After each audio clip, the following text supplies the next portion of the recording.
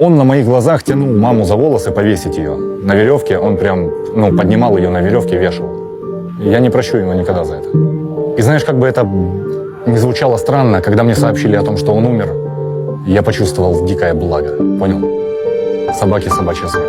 Мой отец, это реально был это самый был мой большой вообще страх в жизни. То есть я прям помню, как вот поворачивается замок в двери, и я прям думаю, пьяный, не пьяный, пьяный, не пьяный. У меня с детства было такой страх, что меня сейчас убьют. Один раз он кошку повесил на моих глазах и заставил меня смотреть на это. Я говорю, понимаешь, вот ты вот так себя вел, что какая я теперь нервная, какие у меня проблемы в личной жизни.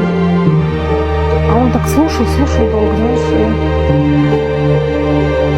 и, сказал, я вот так, я Гришку больше любила, там про брата. Я не из-за этого приезжаю. В конце такой говорит, дай 1000 рублей, пожалуйста.